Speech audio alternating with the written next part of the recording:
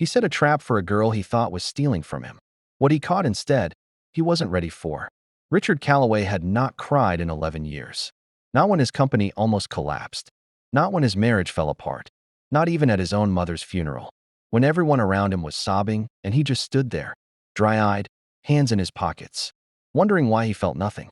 He had built walls so high around himself that even he had forgotten what was on the other side. He was a billionaire. A name people said with either admiration or envy. A man who owned 3 homes, 2 private jets, and more money than he could spend in 10 lifetimes. But kindness, softness, trust, those were things he had stopped believing in a long time ago. And then a 19-year-old girl named Lily Harper walked into his house, and without even trying, without even knowing, she tore every single one of those walls down. This is that story. Richard Calloway was 54 years old, and he was the kind of man who noticed everything. Every number in a spreadsheet, every shift in a business deal, every small lie hiding behind a big smile. He had built his empire that way, by watching, waiting, and trusting no one until they proved otherwise. His estate in Connecticut was massive. 12 bedrooms, a library bigger than most apartments. Grounds so wide you needed a golf cart to get from one end to the other.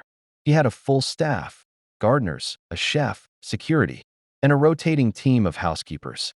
He barely learned their names. To him, staff was staff. They did their jobs. He paid them. That was the whole relationship. Margaret Harper had worked for him for 6 years. She was quiet, reliable, and invisible in the way that good housekeepers often are. She showed up early, stayed late, never complained. And Richard had maybe spoken 20 full sentences to her in all that time. He knew she had a daughter. He did not care. Then one Tuesday morning in October, Margaret slipped on wet stairs outside the laundry room and broke her wrist in 2 places. She called Richard's house manager, Frank, in a panic. She needed 2 weeks off to recover. Maybe 3. She was so sorry. She hated letting people down. Frank called Richard, who was eating breakfast and reading financial reports, and told him the situation. Richard's first reaction, and he was not proud of this, was annoyance. Not concern for Margaret. Annoyance at the inconvenience. Frank, who had worked with Richard long enough to predict his mood, quickly added that Margaret had a daughter who was willing to fill in temporarily. She was 19, responsible, and had helped her mother on weekends before. She knew the house. Richard said fine, barely looking up from his papers. That was how Lily Harper entered his world. She arrived the next morning at 7 a.m. sharp. Richard was already at his desk when Frank brought her in to introduce her. He glanced up once, registered a young woman in a plain blue top with her hair pulled back, and looked back down at his screen. He said hello. She said good morning, Mr. Calloway, and her voice was steady. Not nervous, not trying too hard, just calm. He forgot about her almost immediately. For the first 3 days, Lily was simply a presence in the background. He heard her moving through the house, the quiet sounds of work, the occasional hum of a vacuum, the soft clink of dishes being arranged. Nothing unusual, nothing that made him look up. On the 4th day, something small happened. Richard came downstairs at 2 in the morning because he could not sleep. It happened often. He would lie in bed, mind running like a machine that had no off switch, and eventually give up and go to his study. He passed through the kitchen on the way, flipped on the light, and stopped. On the counter, next to the coffee machine he used every morning, was a small handwritten note. It said, "The coffee grinder was making a rattling sound. I tightened the base.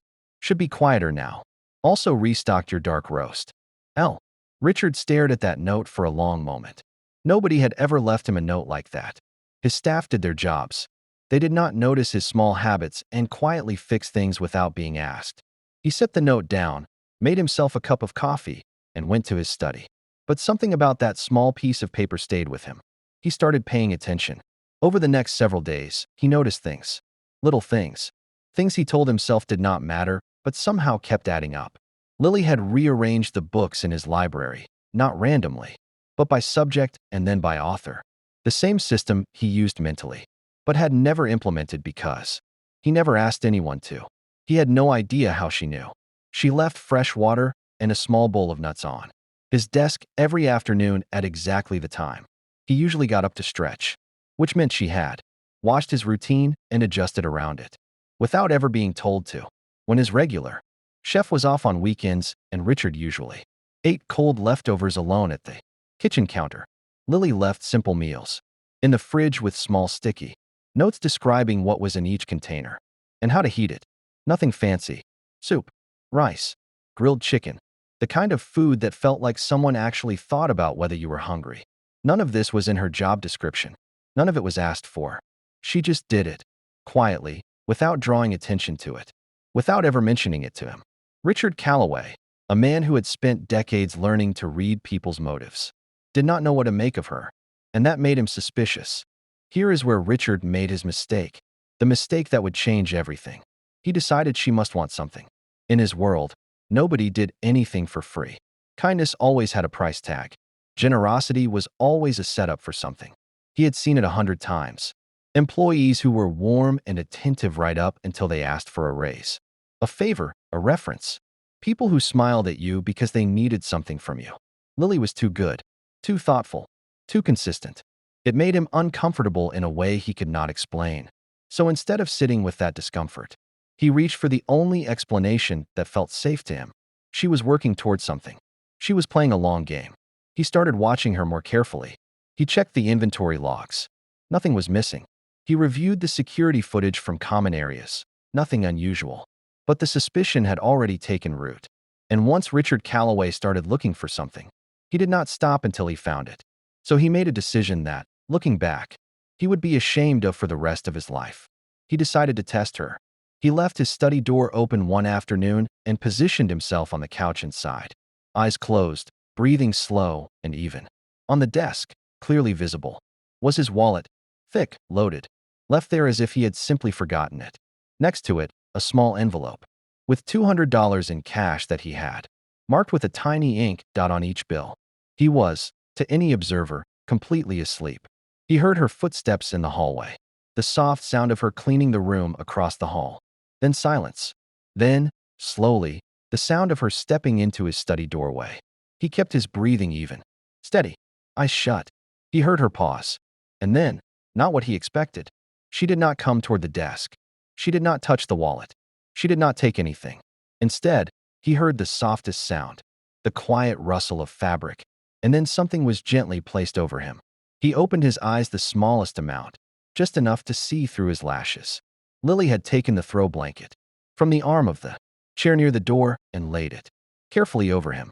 She was tucking it around his shoulders with the kind of careful, gentle movement you use when you do not want to wake someone up. And then she did something that broke him open completely. She stood there for just a moment, looking at him. This man who had never been warm to her, who had barely acknowledged her existence, who was, by any measure, not easy to care about. And her expression was not resentful. It was not calculating. It was not the face of someone who wanted something. It was just soft, genuinely, quietly soft. The way you look at someone when you simply hope they are okay. Then she picked up his empty coffee cup from the side table, switched off the desk lamp so the room would be darker, and left. She pulled the door halfway, closed behind her so the hallway noise would not disturb him. She never said a word. She did not know he was watching. There was nothing to gain from what she did. No one to see it. No reward waiting at the end of it. She was just kind, because that was who she was. Richard Calloway lay under that blanket for a very long time. He was not asleep. He was not thinking about business, or money, or the thousand things that usually crowded his mind. He was just lying there, in the quiet dark of his own study, trying to understand why his chest felt the way it did. It took him a while to recognize the feeling. It had been so long. He felt ashamed. Deeply, completely ashamed. Not the surface kind that passes in 5 minutes, but the kind that settles into your bones and forces you to look at yourself honestly. He had set a trap for a 19-year-old girl whose only crime was being too kind, in a world that had taught him to distrust kindness. He had watched her like she was a suspect. He had assumed the worst of her because the best of her made him nervous, and she had covered him with a blanket. He sat up slowly, folded the blanket, placed it back on the arm of the chair where she had gotten it from. Then he sat at his desk for a long time, staring at his own hands. He thought about his ex-wife, who had once told him that the saddest thing about him was not his coldness. It was that he had been warm once, a long time ago, and he had chosen to stop. He thought about his daughter, Elena, who lived in Boston and called Him twice a year, because that was about all the emotional distance she could manage. He thought about all the people who had tried to get close to him and eventually given up because he made it too hard. He had been so sure that protecting himself was the same thing as being strong. He had confused walls with wisdom for so long that he had stopped questioning it. A 19-year-old girl, in one quiet moment, had shown him the difference. The next morning, Richard came downstairs before Lily arrived. He made the coffee himself, quieter now, just as the note had promised, and he sat at the kitchen table, which he almost never did. He usually ate at his desk. When Lily arrived and walked into the kitchen, she stopped when she saw him sitting there. He looked up. He said, "Sit down for a minute." She sat, carefully, the way you sit when you are not sure what is coming. He slid an envelope across the table. She looked at it, then at him.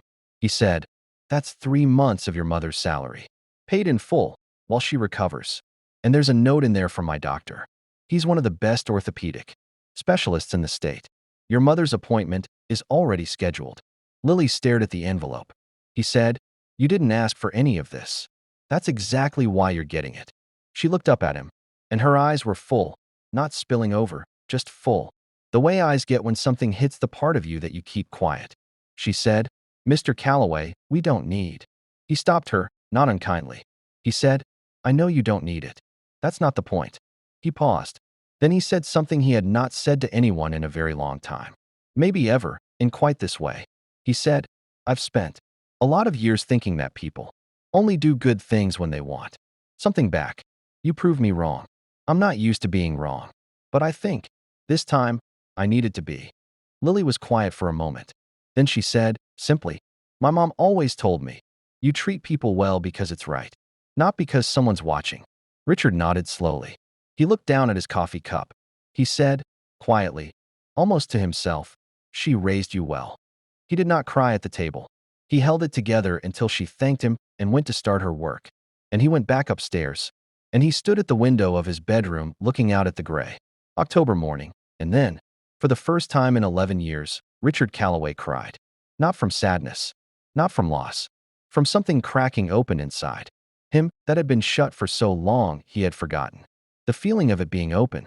He cried because a young woman, who had every reason to do the minimum, had given him her best, because she had not known he was watching, and it had not mattered, because somewhere in the middle of his enormous, expensive, empty life, a girl with a pulled-back ponytail and a handwritten note about a coffee grinder had walked in and reminded him that goodness was still real, and that maybe, even now, even at 54, even after all of it, it was not too late to find his way back to it. He called Elena that evening, his daughter. She picked up on the third ring, surprised, because he usually waited for her to call first. He said, "I just wanted to hear your voice." A long pause. She said, "Dad, are you okay?" He smiled for the first time in a long time. "A real one." He said, "I think I'm getting there." Some people come into your life with noise and drama and big announcements. And some people come in quietly and change everything anyway.